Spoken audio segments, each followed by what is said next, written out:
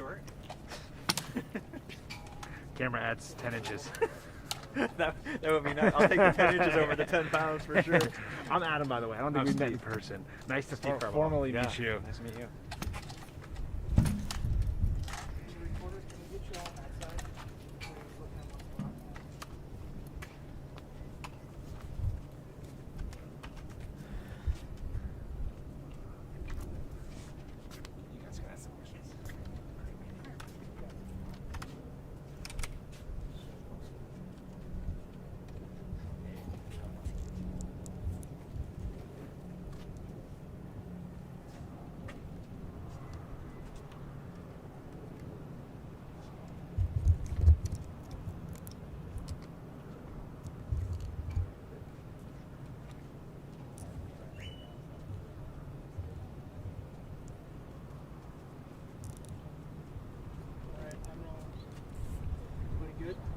Everybody good?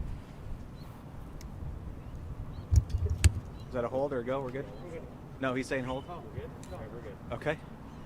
All right, thanks for coming out, everyone. My name is Sergeant Stephen Carbajal, C-A-R-B as in boy, A-J-A-L, and first is S-T-E-V-E-N. I appreciate you guys coming out today. Honestly, I don't even really know where to start with this one. Very tragic incident this morning that our officers responded to regarding the death of a 9-year-old and a 7-year-old in the 4100 block of South Mill Avenue.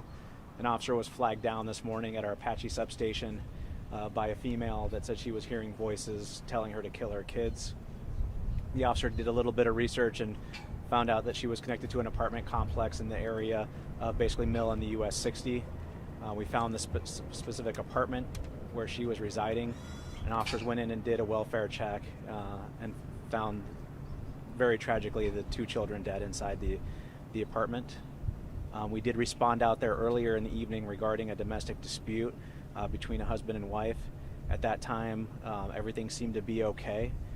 The parties were separated. The children were found to be in good condition and okay and alive at that point.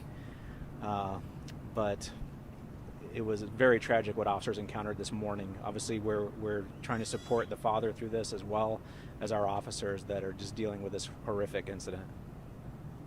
Just for clarification, the female that approached the officer, she was the mother of the child? Yes, she is the mother of the child, and right now we are speaking with her about the incident. So a lot yet to do investigatively, but we just wanted to make everyone aware of the incident as early on. Well, that substation is anywhere from 4 to 6 miles from the apartment complex. Did she flag them down? Did she drive to the substation? Did she walk? My understanding is she did drive there, but there was an officer that was kind of just heading out of the station just to take care of his normal patrol duties for the day, and she seemed pretty frantic and flagged him down. Right now, is she being evaluated for anything mental health related? She said that she heard voices telling her to do this to her children. That's all going to be part of the process. It's still a little too early to tell. Right now, we're just trying to get some information, the details about what happened and what she can tell us about that, but that will be part of the process as well. And you mentioned the father. Do you know, was he home at the time of this incident or no? He was not home at the time of the incident. At what time was that domestic dispute? It was just after midnight, around 12:30 in the morning, that officers were there. And again, everything seemed to be okay at that time with the children. And, there was no immediate information that something like this would happen. So just very tragic all the way around. Are you able to release names, ages of the mother and father, names of the children? Not right now. We're still working through some of those things. And the mother is not under arrest at this time. She's just being detained so we can figure out exactly what happened. Once we do have that information, we'll be sharing that with you for sure. You said obvious signs of physical trauma. Can you talk more about what that means? I can't get into too much detail, unfortunately, right now, but it was something very traumatic for our officers to walk into. We're trained to see these things, right? We have seen these things. We have the experience of seeing the worst, things that people will never see.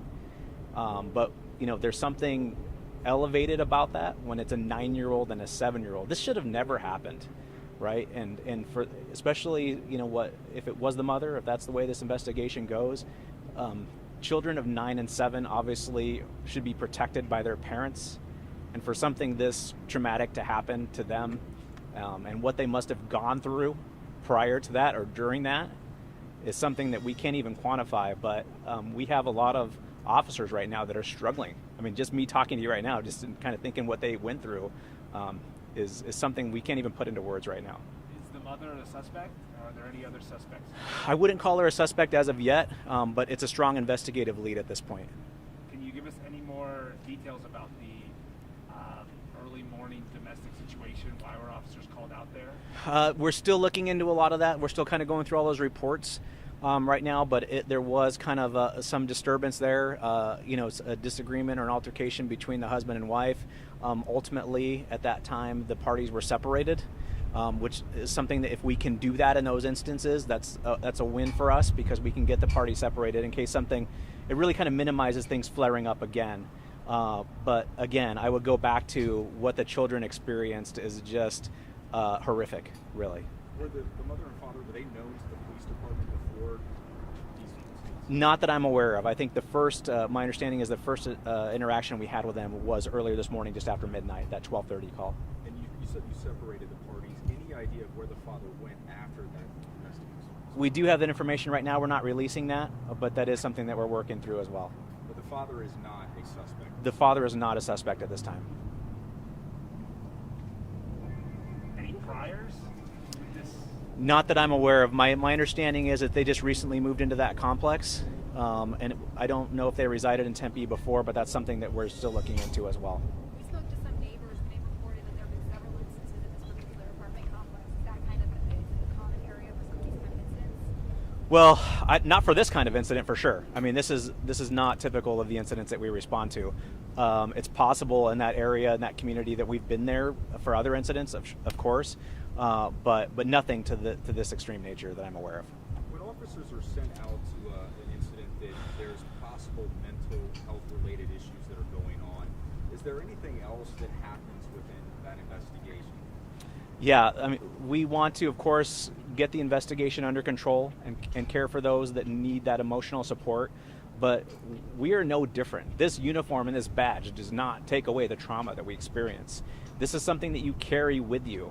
And so there's a lot of officers that were involved either in the call last night or this morning, which was two different groups of officers, that are very emotionally overwhelmed by this. And we're trying to get them the support they need to get through that as well. I understand that, Sergeant. I guess I meant with that question, when you have someone that says, I'm hearing voices that tell me to do harm to someone else, is there someone within the department that you would call that's trained to deal with mental health? I understand the question. Yes, I mean, we have a lot of our officers are trained in that way, and the officer that was flagged down, once he heard that statement, he did what we expected him to do, and that was to do the follow-up investigation to figure out, okay, what could have happened? Did something happen? You say you heard this. Did you actually take action on it? And it was that follow-up work that led us to the apartment and to discover the children deceased inside there. Were these kids in school anywhere? I believe they were. Again, I don't have that information now, but I do believe they were school age at 9 and 7. Are there any other children? Not that I'm aware of. I don't believe there was any other children. Do you have the age of the parents? I do not. We're not releasing that right now. I'm not sure that I have it, but we're not releasing that at this moment. Once we know a little bit more about them, then we'll release the names and those sorts of things. But I know that you guys will be on this, and I appreciate that. We're just going to need some time to investigate this a little bit more, because this is one that we can't rush through this, and we don't rush through things. And this is definitely one that we want to slow down and make sure that we're covering all the bases appropriately. Was CPS called at all during the investigation this morning, or at all? I don't have that information, but as far I wasn't apprised of that. Again, I'll reiterate what I said in the release and what I said earlier. The children were safe in their bed. It didn't seem like there was an immediate threat to the children. Parents, couples argue, and they have disagreements and they have issues that come up, but that doesn't always initiate a CPS response. Where did you locate the father again? Didn't release that. We're not going to release that right now, but that'll be something that will be part of the investigation. Well, how's that father doing, I guess? Can you speak to that? I think as terrible as you can probably imagine when you find out that both of your children are now deceased. I personally happened to be there when they broke that news to him, and he just broke down. So again, just another traumatic incident for him, of course, to hear that news. I think with the police presence around his apartment and some of the comments that he was hearing, I think it was one of those things that he probably knew that it was coming, but at the same time, you never can prepare yourself for something so terrible and so tragic as that. Did the husband ever talk about maybe her mental illness to the officers during the Don't want to get into that right now. I don't have that information for you, but obviously there's something that we need to, that's going to be part of the investigation and make sure that we're doing our due diligence on that. Is there any history with those before this? That question was asked, not that I'm aware of, other than the call this morning and then what led us to the apartment about 6.5, 7 hours later. Do you have an expectation of when you may be able to update us with this? I know it's ongoing, obviously. You want to work through all those fine details, but any idea of maybe we can give us an update? This is one of those things that we throw all of our resources at it. It's something that we want to make sure that we do the best job that we can. My hope is within a few days, but we have some great detectives. And so they're going to throw all their resources and time at it as well. So I'm hoping early this week we'll be able to have more information for you. But again, it's a process, and then we run into evidentiary things and things that might hinder prosecution and those kinds of things that we don't want to get into. But we will definitely provide you guys some more details when we have the opportunity. Are you able to provide any more information on how the officers are able to receive any help from the trauma with this? Yeah, we have a peer support team and a critical incident team as well.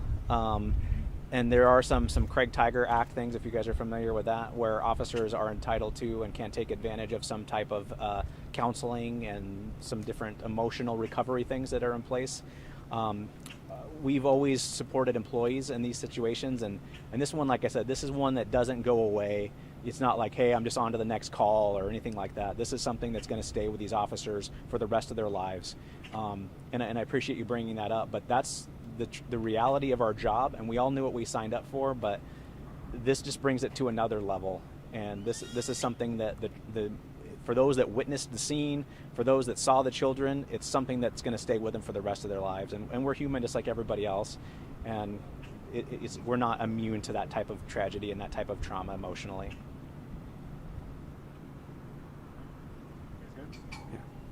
Yeah. Okay. Thank you. Appreciate you guys. Thank you very much.